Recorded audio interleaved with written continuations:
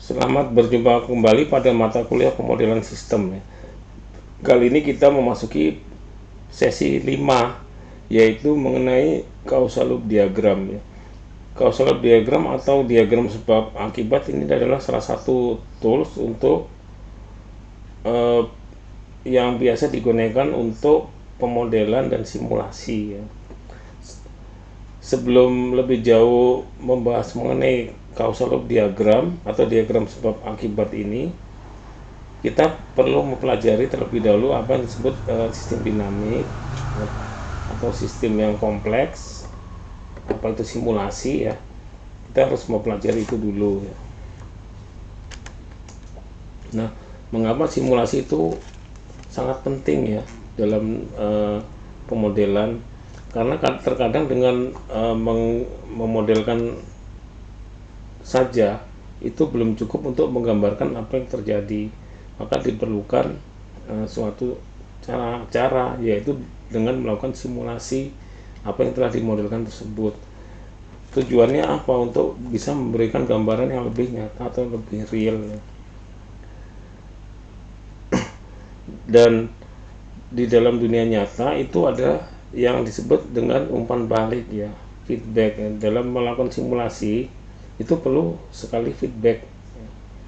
Feedback itu adalah satu reaksi dari suatu aksi ya.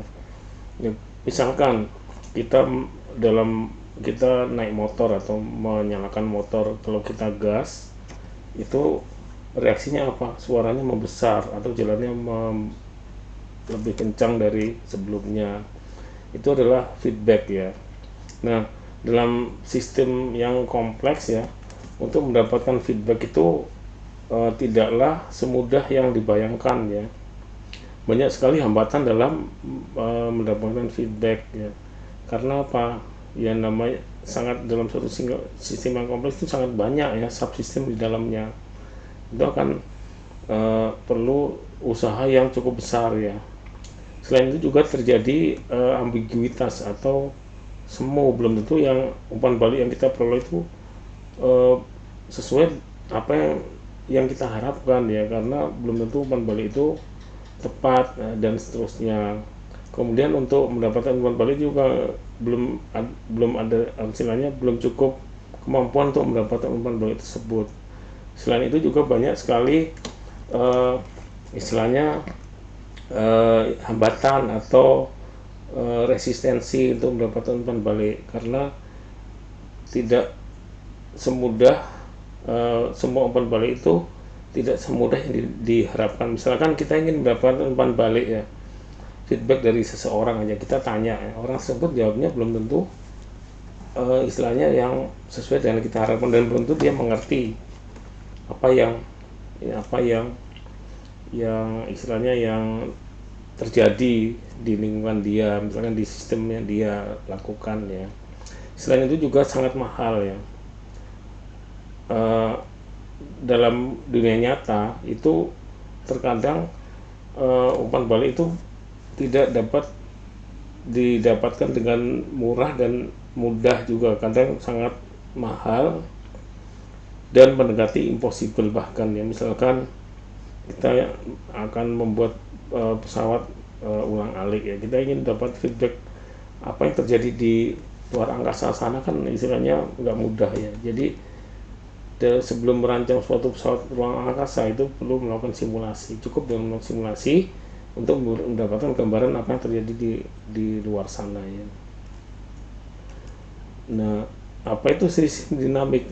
Sistem dinamik adalah suatu sistem yang terus berubah dari waktu ke waktu ya.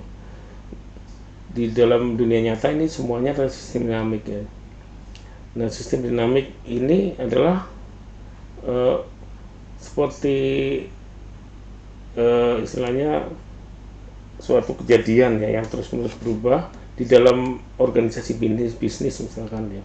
Itu sangat membantu top manajemen untuk mengambil keputusan, karena dengan melihat apa yang terjadi, mengetahui apa yang terjadi dalam organisasinya ya, aktivitas apa yang terjadi, terus apa yang akan terjadi, itu bisa sangat membantu ya untuk mencapai tujuan dari organisasi bisnis tersebut.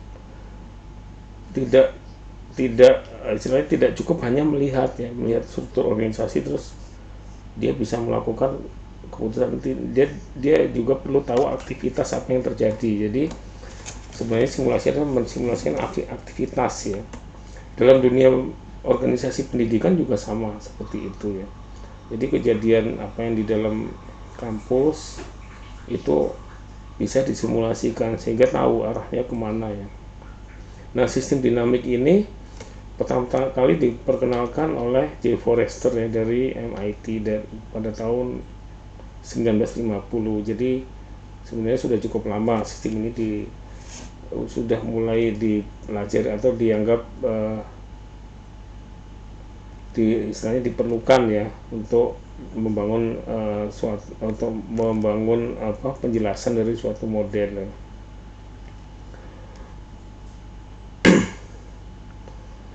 Apa itu sistem dinamik? Seperti tadi, sistem yang hidup ya, yang berubah dari waktu ke waktu, tidak tahu apa yang terjadi misalkan 2 hari 3 hari, tapi bisa diketahui arahnya atau polanya.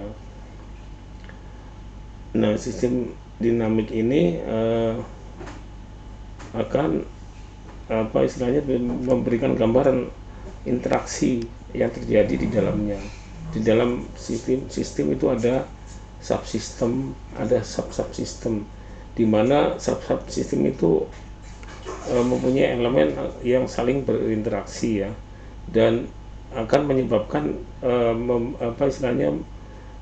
mempengaruhi sistem yang lain atau subsistem yang lain, dan di situ bisa digambarkan dengan suatu simulasi ya.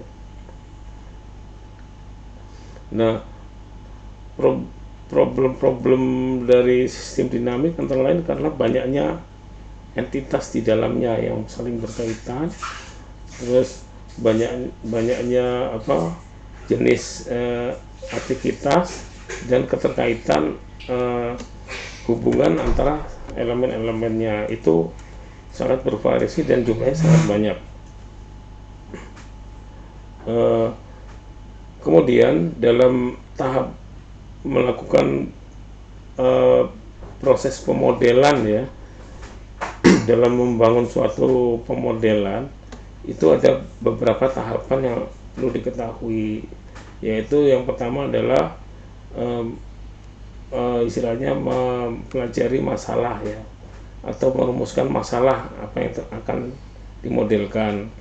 Kemudian membuat hipotesis, memformulasikan, terus melakukan testing ya, dan melakukan evaluasi.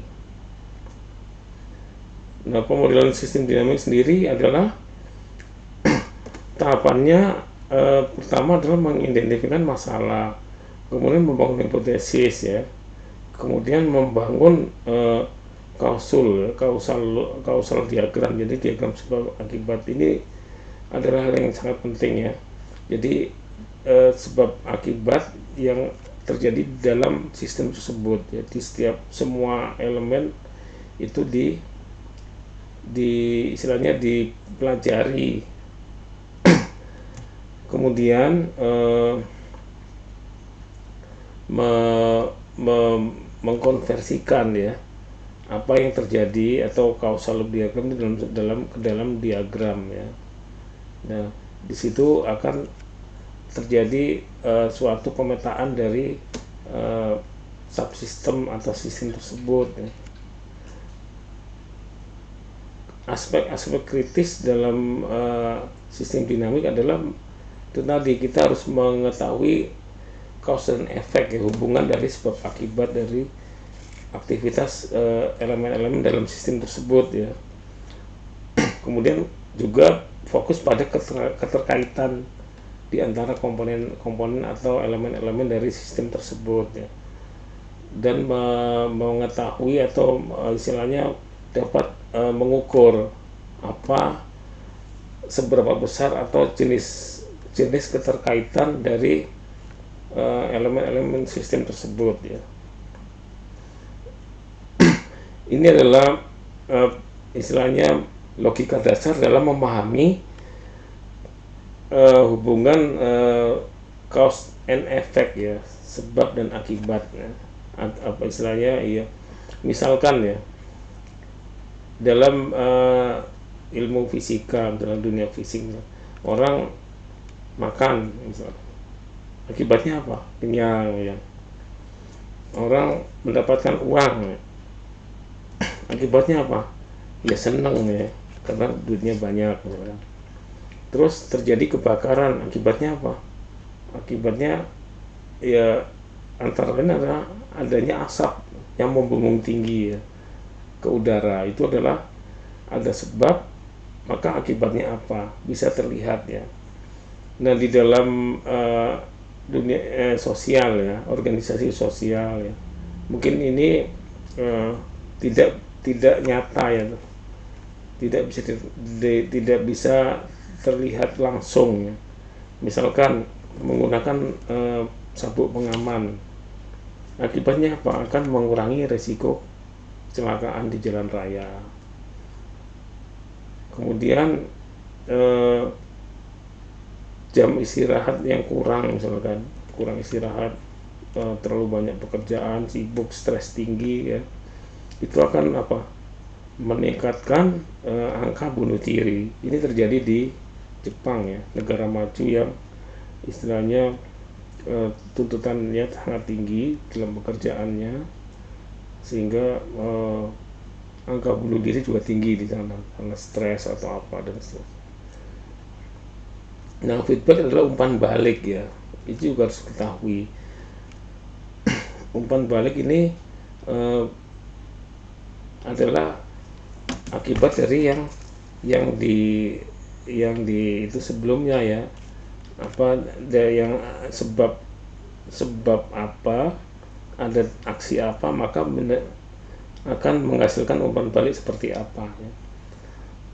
Misalkan ada lautan ya, akan terjadi penguapan karena adanya matahari dan seterusnya ya. Nah, kita masuk ke causal diagram ya. Causal diagram merepresentasikan apa yang terjadi di situ di sistem tersebut ya. Kita ingin menggambarkan sistem tersebut dalam suatu diagram ya. Ini adalah contoh causal diagram yang paling sederhana ya. Kita mempelajari konsepnya dulu ya. Misalkan ada gaji dan performance, itu ada hubungan sebab akibat ya. Kalau gajinya naik, maka performance-nya akan naik ya. Contohnya ya, orang lelah, maka akibatnya apa? Tidur atau istirahat ya. Jadi itu ada umpan balik juga. Kalau kalau misalkan gajinya naik, performance naik, maka otomatis perusahaan akan menaikkan lagi gajiannya. Jadi feedback positif. Kemudian orang tidur akan berkurang rasa capeknya, itu feedback. Jadi pengurangan tingkat capeknya, itu feedback negatif. Itu adalah gambaran dasarnya dari causal diagram. Saya kira pertemuan 5 cukup sampai di sini ya. Nanti pada pertemuan 6 akan dijelaskan lebih jauh mengenai causal loop diagram. Terima kasih ya, semoga bermanfaat ya apa yang saya sampaikan. Semoga bisa memberikan wawasan dasar mengenai causal loop diagram. Terima kasih.